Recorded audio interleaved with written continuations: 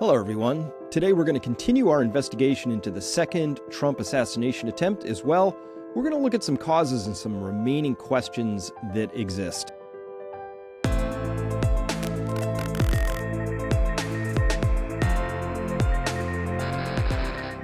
Hello, everyone. I am Dr. Chris Martinson of Peak Prosperity. We're going to be doing this, looking at the second attempt on Trump's life, looking at some causes, have some questions. We'll be getting back to the first assassination attempt very shortly because there is new data that's come out around that. That'll probably be next. But first, let's turn here. Look, this is really crazy. We got questions. 12 hours, apparently. Routh, however you pronounce his name, he was lying in wait. So just hanging out in the bushes here. 12 hours seems a little bit odd because, as we've mentioned before, it's kind of a public thoroughfare. There's a sidewalk. There's a road there. It's not exactly the middle of the jungle. This is Florida.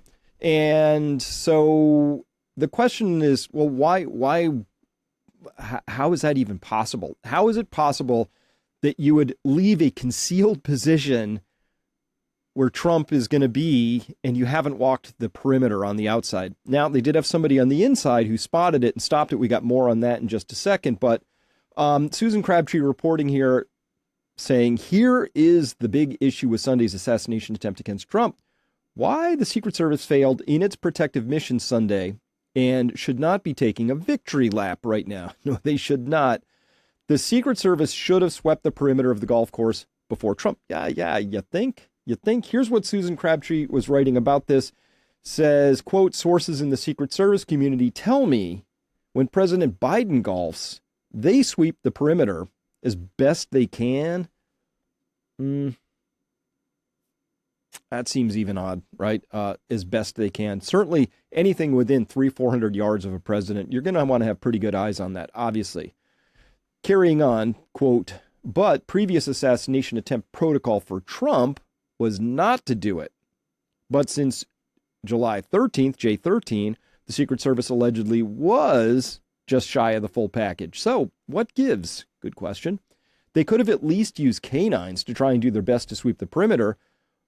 Why was Ryan Routh, a deranged individual with a long history of felonies and gun crimes? In 2002, of course, as we mentioned yesterday, he locked himself in his former employer's office with a fully automated weapon after getting pulled over by police with a high-powered rifle. Why was he allowed to sit on the perimeter or near it for a full 12 hours with a long gun barrel sticking out of the bushes while Trump golfed? Now, the Justice Department criminal complaint says there was a special agent walking the perimeter, and that's who found him. Now, if that's true, there was at least that going on, thank goodness. And as we're going to see, that person was actually inside walking the perimeter, not outside walking the perimeter. Big difference. And so, at any rate, acting Secret Service Director Ron Rowe, having a tough run in his role, obviously, for good reason, should not have been taking a victory lap yesterday, period, end of story. Okay. So somehow, in our easy, hard framework, providing proper protection for Trump is hard. It's just hard. What are you going to do? Walk every perimeter,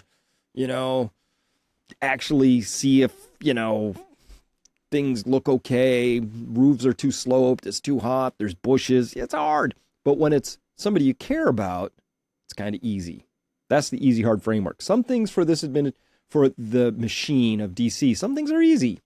Some things are hard, of course. So that's the easy, hard framework. Now, let's see. Let me just I'm going to have to pull my audio up here, make sure we're maxed out on this because it's always a little iffy. Let's listen in to this. According to the allegations in the complaint, a U.S. Secret Service agent walking the golf course perimeter saw what appeared to be a rifle poking out of the tree line.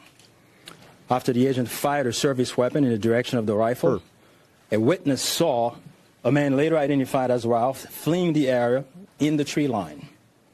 Ralph was later apprehended by officers from the Martin County Sheriff's Office in coordination with the Palm Beach County Sheriff's Office. The complaint alleges that in the area of the tree line from which Ralph fled, agents found a digital camera, a backpack, a loaded SKS-style rifle with a scope, and a black plastic bag containing food. The serial number on the rifle was obliterated. According to the complaint, Roth was convicted of felonies in North Carolina in December 2002 and March 2010, and therefore was prohibited from possessing a firearm. Couple things. First, the Secret Service agent fired her service weapon. I heard that very clearly. So good move there. It was Secret Service. We didn't know before if it was Secret Service or private security that Trump had hired. So it was Secret Service. Good. But, oh, look, an update. Within hours, within a day or two of this whole thing happening, and we have an update. And we'll probably get more updates. This is what it's supposed to sound like, people. Now we're still waiting for what I would consider to be a reasonable, proper update from the FBI about what their investigation is ongoing in Pennsylvania. You kind of get the sense that when they want to provide an update, because it's a legit investigation, you get an update. When you don't get updates, we're free to speculate that maybe it's not entirely on the up and up, that something's being hidden, that somehow there's embarrassing facts that they have to figure out how to pack a narrative around. And of course, that's why we've done all of our investigation so far, is to make sure that we get the facts out on the table so the narrative doesn't just get to trundle off and be a silly narrative before the facts are brought to bear. Now, what's interesting here is, and this Benny Johnson surfaced this, I found this, there's the link down below to the x.com or Twitter handle of Benny for this particular tweet, where he said, President Trump just dropped the receipts on every single Democrat who has contributed to the hateful rhetoric against him, which has now led to 2 assassination attempts. So, of course, you do hear all the time from certain people, typically Democrats, and I know they're politicizing this, I understand politics, but still they say that it's Trump's hateful rhetoric that will maybe lead to something bad. Hate speech is a bad thing because then it leads to hateful outcomes, but they seem a little bit blind to the idea that maybe their own hate speech is delivering the same sorts of bad outcomes that they seem to be very concerned about, but only unidirectionally when it's affecting somebody else on their side of the table. It's very hypocritical. It doesn't feel up and up.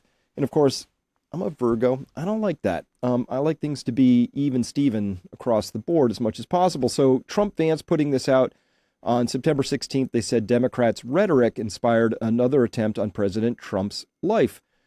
They say here, thankfully, the would-be assassin was stopped by the heroic action of law enforcement. In this case, we believe a female Secret Service agent. That's all we know at this point. Querying on, quote, but make no mistake, this psycho was egged on by the rhetoric and lies that have flowed from Kamala Harris, Democrats, and their false news allies for years. Democrats used increasingly incendiary rhetoric against President Trump in the days, weeks, and months leading up to the assassination attempts. And then they dropped the goods. Now, let's see what we got here. I think I'm going to have to get my drawing tool out. Let's use a highlighter today. So, here's a representative, Steve Cohen, saying Trump is an enemy of the United States. Now, that's kind of weird, because if he is, then by extension, everybody who supports Trump is also an enemy of the United States. And if you've seen the Trump rally photos, that's a lot of people. It seems a little weird to be demonizing that many people. I mean, if he was just one guy and he's hanging out, I don't know, in a cave in Afghanistan or something, saying incendiary bad stuff, I think you could make that statement. But how do you make that statement, Representative Cohen, about somebody who has a very large following of Americans? It's very divisive to say, oh, half of America is an enemy of America, because that leaves them free to say in reverse that the other half must be therefore the enemies of America. This doesn't seem helpful. Maxine Waters saying here, are Trump supporters preparing a civil war against us? So there's that us versus them divisive language again. Maxine Waters again ponying up here to the trough, sidling up, saying, I want to know about all of those right-wing organizations that Trump is connected with who are training up in the hills somewhere. I'm hearing banjo music strumming around in the background. Yeah, it's a bunch of toothless hillbillies, says Maxine. I guess that's how you interpret it. Debbie Wasserman Schultz here saying Trump is an existential threat to, our democracy. Our, that's the possessive our, not the collective our, like all of us, we're all Americans, at least those of us who are here legally and pay taxes and contribute to building a better country. She means clearly, when Debbie says this, she means an existential threat to our democracy, meaning her and her friends. That's what she means there. That's how I interpret it now, at least. Adam Schiff saying the same thing. Trump is the gravest threat to our democracy. So I think you can see where I'm going with this. There's many, many more. I'll read some more. But the point here is that when you have your leadership at a company, at the country level, when you have your leadership, the people who ostensibly are supposed to be the adults in the room, setting the tone, giving you their rhetorical flourishes to kind of, your job in a leadership position is to lead. That means you lead by example. That means you set the vision. You tell people what you're expecting of them. And sometimes you say it crisply. And sometimes you do it more as a mission statement. These are kind of on the mission statement side of things. And when Adam Schiff says Trump is the gravest threat to our democracy, you know there's going to be one or two people out there who are going to hear that the wrong way. That's the possibility. So is that what happened to Crooks? Is that what's happened to Routh? I suggest, yeah, of course it is. It just seems completely obvious. That's how this lands. And as well, let's see. Next one down. Trump cannot be president again. He cannot be president again. He's an existential threat to democracy. Dan Goodman saying Trump remains the greatest threat to our democracy.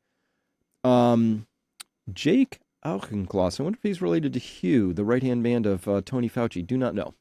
What unifies us as a party is knowing that Donald Trump is an existential threat to democracy. Okay, so you can see the talking points. He's a threat to our democracy. He's an existential threat.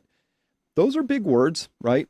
Obviously. And taking it further, of course, they've weaponized this idea of right-wing. And let's see, Representative Annie Kustar saying, Trump and his extreme right-wing followers pose an existential threat to our democracy. Yeah. So that means that everybody in the audience, I guess, is an existential threat. We're all, anybody, not we're all, but anybody who's supporting Trump, but anybody who's not in support of these statements, and I'll put myself in that category for sure publicly. I'm against these sorts of statements. I believe they're divisive. I think they're incendiary. I think that's just obvious. Okay. Now, it carries on. Here he is, a huge threat to our democracy, existential threat to American democracy. Trump is a threat to our democracy, says Senator. Now we're down to senators here. Michael Bennell, right? Trump needs to be shot. What? No way. Hang on. We're going to investigate that one. Just a second. No way. Stacey Plasko, you did not say that. Hang on. But before we get there, first, let's see. Eric Sorensen, he is the greatest threat to law and order we have in our country. Greatest threat to law and order. Law and order, and gravest threat. I wonder what evidence Eric has for that. Very bold assertion. I like to bring evidence to my claims. Greg Landsman says the threat is not over. And then carrying on threat, existential threat. They're still going to have to go out. Oh, Rick, the Lincoln Project. Rick Wilson says they're still going to have to go out and put a bullet in Donald Trump. Gosh, I don't know, Rick. That just doesn't seem right. I'm here to fully tell you that this is not the path.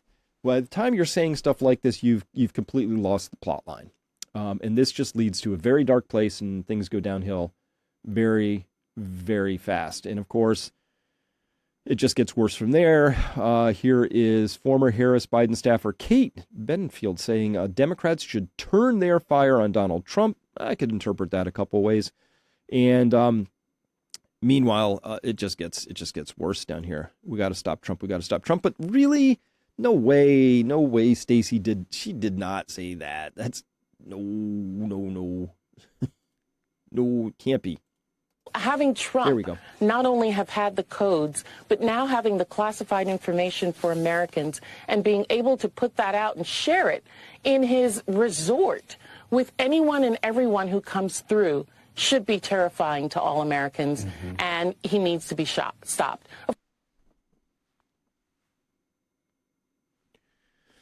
Yep, she said that. Freudian slips. They happen. But you can always kind of tell what they're thinking underneath that. Now, here we see that Routh had a Biden-Harris sticker on his car. And here we can see that, End Wokeness saying, holy S, they actually published this in Cincinnati.com. A bunch of letters were written into Cincinnati.com, and that letter's subject is Trump brings these assassination attempts on himself. Yes, they're really arguing this. And the headline, the subhead under that is when Donald Trump continues to lie about losing the 2020 election and legal immigrants in Springfield, he brings the crazies out. And one of those crazies tried to shoot him. I'm reasonably certain this is coming from the same people who would tell you that that if you wear certain clothes, that doesn't mean you've decided to become a victim, that people don't choose to be victims. But here they're saying, in Trump's case, he deserves it, and he's brought it about himself. Now, we're starting to see, though, they're starting to ask different questions around all of this. And so let's start with this one here. What does the fact that he wanted to survive say to you? It says that he's not he's not suicidal, apparently. He wasn't going to take his own life if he was almost being captured. Clearly, we saw that he was captured without that. And it tells me that he's probably much more politically motivated.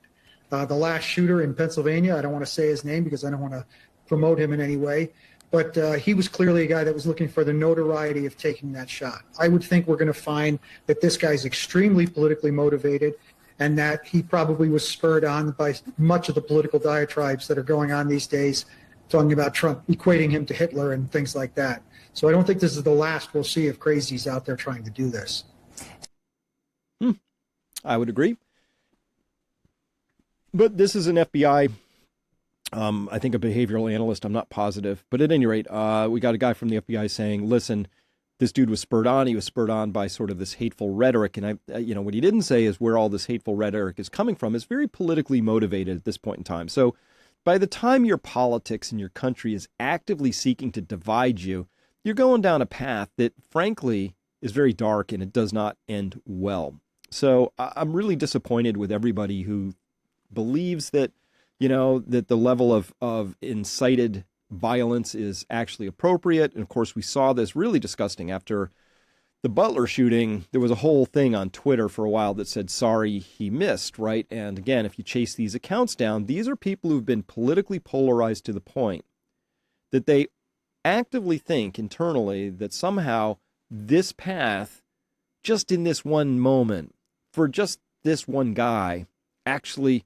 makes sense to them. And it does. And I think they legit think that. I've tried hard to wrap my head around it, but I can't get there.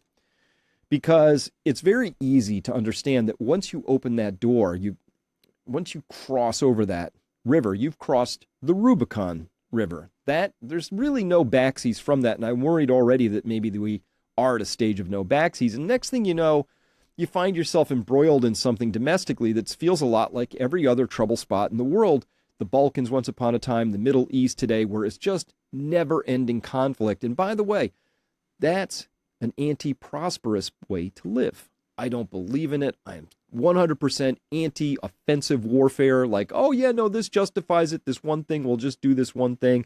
And it makes sense just this one time. Hopefully the other side doesn't do it to us, because that would be unacceptable. That's where we're at. This never ends well. And of course, if you had adults in the room with any wisdom, this would be easy to detect. We're entering into this fourth turning really fast. So, too soon? Yeah, maybe a little too soon on that one. All right. So this is extremely dangerous rhetoric. As you know, I am a free speech advocate. I respect your right to say anything. And if I don't like it, I'll block you. I'll ignore it. It doesn't matter. Like if you're saying something that's completely off the rails, that has no added value to me in my life, I'm free to ignore it, and vice versa. And boosting Trump back in 2016. But I also think there are Americans who are engaged in this kind of propaganda. And whether they should be civilly or even in some cases criminally charged is something that would be a better deterrence because. Yeah, there's Hillary saying, you know what? People who spread this information we don't like here in the government, maybe civilly or, criminally charged. Yeah, let's weaponize the system against these people. Civilly charged, of course, civilly engaged means that your just process is the punishment. You use the process of making people have to get lawyers and defend themselves, and you wield the power of the state, which prints money out of thin air, and then uses all of that free instant money to hire really killer lawyers who then come down and just ruin your life. Or, heck, let's just deprive them of their liberty, because using the power of state to deprive people of their liberty is the ultimate power, right? We're going to take your life. We're going to take your freedom. Well, because what you did was just so terrible, right? This is absolutely reckless, dangerous, unacceptable, anti-American. In fact, I consider Hillary just completely, this isn't a political statement. Everything she espouses, more or less, I'm against. Virtually everything, right? Her position on war, geopolitics, domestic politics, how she conducts, herself in public and private. I'm just couldn't be less interested. I would not want her as a neighbor. I wouldn't leave my kids with her. I wouldn't want her managing my money. I don't want this woman anywhere near any of my stuff, but she speaks for a lot of people who really think that this is the right direction to go. It's very dangerous, very dangerous. You want to see that in action? I mean, what the actual F? The Washington Post actually writes, we're writing here on September 17th, they're writing about this guy, Ruth, who we already surfaced easily by the 16th, that this guy's a little bit deranged. He's a little bit off his rocker. It's very easy to find his criminal record. This guy isn't exactly on the up and up. Not somebody you would want to write this 48-point font headline of sense of duty apparently drove suspect. A sense of duty? Are you serious? Background check shows he stood up for Ukraine. Woman, not woman, plural, woman. I don't know which woman. I don't know what they're talking about because I didn't bother to read the whole article. I just couldn't get past the headline and the byline here. It's a background check shows he stood up for Ukraine.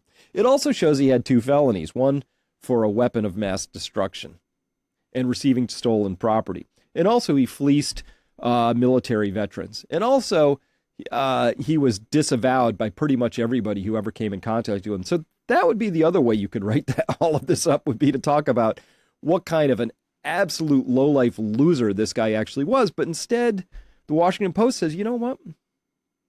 Let's say it was a sense of duty that drove him. A sense of duty. Not a misguided sense of duty. Not a warped sense of duty. Not mental illness. You could say this, you could characterize this a lot of ways. But the power of this is this headline is meant to inform you, just like with Hillary coming out and saying, people who don't agree with this headline, maybe they should go to jail. This is the battle we're up against. So that's why I'm continuing to look at this whole Routh, however you pronounce it, the second Trump assassination, because it's revealing them for who they are. Now, remember, when somebody shows you who they are, believe them the first time. That's from Maya Angelou. It's a great piece of advice. When somebody shows you who they are, believe them the first time. Well, Washington Post, I pretty much know who y'all are. This is ugly. Trust me, this is going to get spicy. And by the way, I don't think we make it through to the next inauguration, whoever it is that gets inaugurated up there, without things getting really spicy. I just don't. Remember, it's like this is a. Let's just listen. Donald Trump tried to throw away your votes. When he failed, he sent an armed mob to the United States Capitol, where they assaulted law enforcement officers. When politicians in his own party begged him to call off. All right, we're going to have to stop that real quick because he didn't send an armed mob. As far as I know, 0 firearms were discovered anywhere in that entire audience of people. Not aware of a single firearm being found. Maybe there was, but it wasn't an armed mob. If that entire 20,000, 30,000, however many people were there on J6 showed up with weapons, that would have been a different story. That's not what happened. So this is not even remotely what happened. And of course, we live in a post-truth world where you don't even have to get close to the truth and you can just skip over the details and then say stuff. And if you're on the right team, you never get fact-checked. Now, if you like the truth, I do my level best to tell you exactly what I think and why, and I find the truth. And of course, I know you're busy, so I know it's very hard to keep up with everything going on in the world, so that's why I do what I do in the world. And thankfully, you know what the best part is? The Washington Post can't figure out that a big chunk of people don't really like being lied to. You know, we're the kind of people who think, you know what? I think propaganda should be free, right? So listen, I do everything I can to wake up every day, make sense of the world, save time so that you can check in and find out what's going on. I call it, our tagline, Peak Prosperity. What do? Information you can't afford to live without. And all the information we put out there, all of it, is actually actionable. Hopefully you can take concrete action off of it. So what I'm presenting today is information that if you interpret it properly, I think tells you, you better get ready for some spicy stuff going on out there. So that means you should become resilient. If you want to become resilient, we are the #1 online resilience community, and we just had our big in-person annual summit, so we are also a physical, real group of people who get together to talk about what's really going on in the world and how we can become more resilient. And that involves a lot of things. It involves, sure, physical resilience and financial resilience, of course, but also emotional resilience and spiritual resilience and skills and social capital. These are all things that we talk about because it's a full, comprehensive universe of how we become more resilient. So if that appeals to you, just come on by peakprosperity.com/membership today. For my subscribers, we're going to be talking about how we have to get ready for the whirlwind because of this big thing that just happened involving pagers in Lebanon. And that's a pretty big deal. When I said things are about to get spicy, I have data for that. Now, back to our questions for the day. How does a guy fly in from Hawaii and get all this stuff? They left out a couple things. Apparently he had level 4 body armor. Maybe he was wearing that when he ran away, so it's not in the picture, but somehow this guy flies in from Hawaii where he's been living, and you saw a picture of his truck with a Biden-Harris sticker on the back, and that was his house in Hawaii, right? I think it's on King Kamehameha Highway in Kauai, and he flies here, and somehow, where did this stuff come from? So how does a guy from Hawaii come in and get all this stuff? And secondarily, how does he afford it? So we got to follow the money on this particular story. Excuse me. Remember when I showed this that, he said he runs this website where he's going to pay $1,200 USD per month to anybody who comes over to fight for Ukraine, right? Well, let's do some math. Here's some math.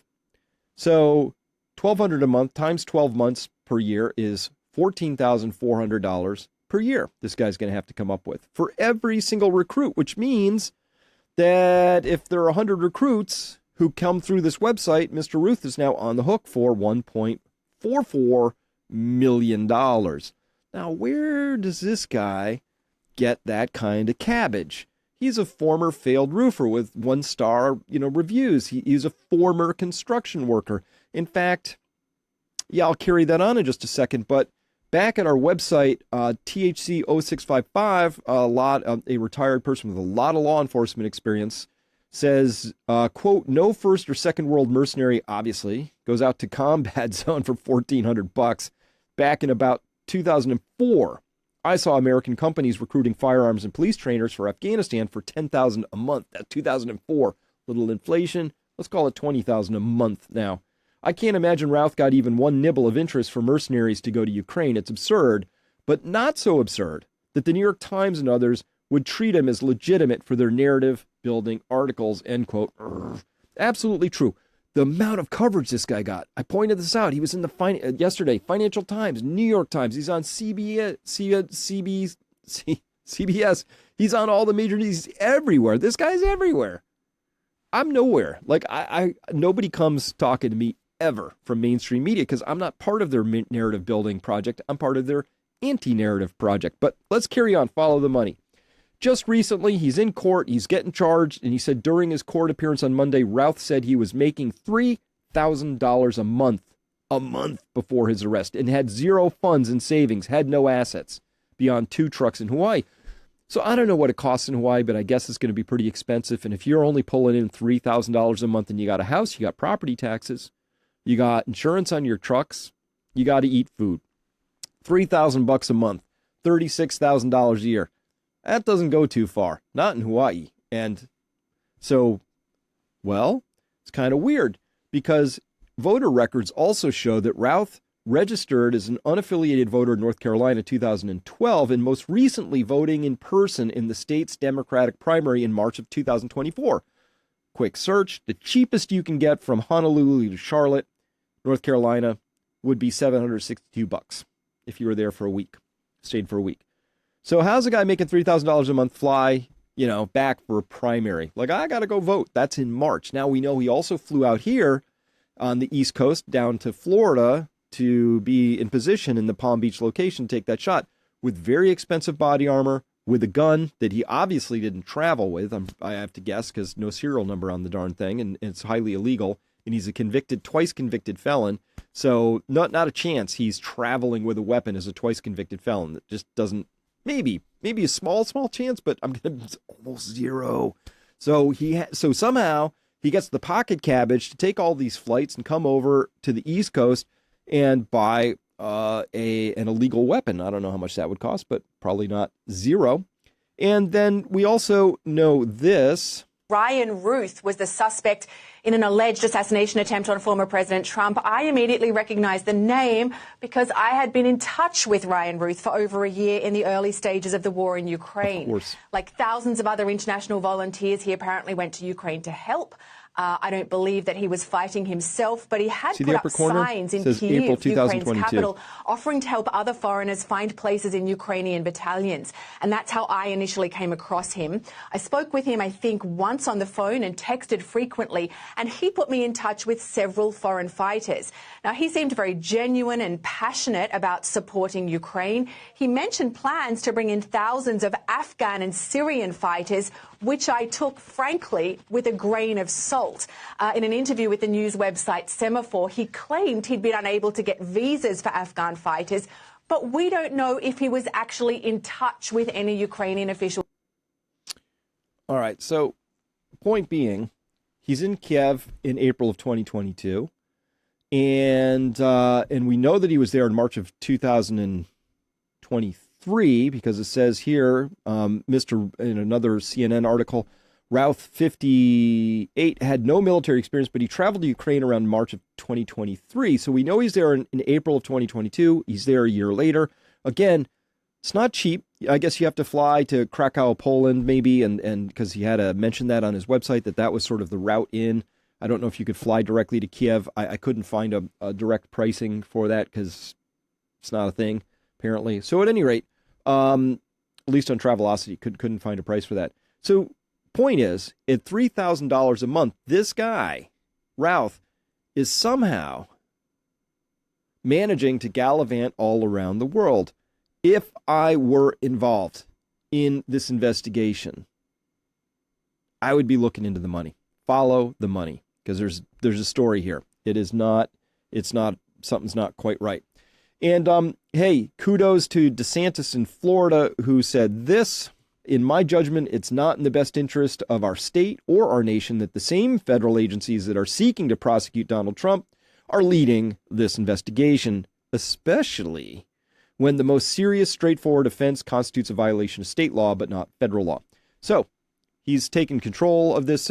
Obviously, it's a very good thing that we should be seeing that the state should be investigating this. I wish this happened in Pennsylvania. Hey, Pennsylvania, if you weren't being led in such a corrupt fashion, you might have also understood that this would have been in everybody's best interest if you cared about the truth and finding out what actually happened. So I'm actually really glad. I think DeSantis is showing real mettle here, mettle, mettle, and standing up for what's right. And I, too, share the notion that the same federal agencies that are prosecuting Donald Trump in a lawfare sort of a way may not be the right ones to investigate. Even if they somehow manage to keep those sentiments apart and they've conducted a really beautiful investigation, it's still going to be tainted by the other part of their activities. So in the interest of making sure that we have transparency and we all find out what happened, I agree. I think that the investigation needs to be conducted in a way that's highly transparent and in a way that everybody can at least believe the outcome. Because right now, we're having a lot of trouble with the story that they're trying to run in the Butler, Pennsylvania shooting. The roof was too slopey. It was too hot. Where were these people? Were they here? Were they there? Did these people talk to them? We don't know. We don't have any data. It took them over a month to even just show us a picture of the gun. On and on and on. Very much an unbelievable investigation from start to finish. Today. Okay. So at this point, I'm going to have to take off for part 2 of this. We'll be talking about this with that thing you just saw there. This whole thing. Readying for the whirlwind. Honestly, folks, things are about to get really, really spicy. So I'll be taking off the rest of the conversation back to Peak Prosperity. You are invited to join us there. Love to have you there. Until next time, listen, do what you can to become resilient, please.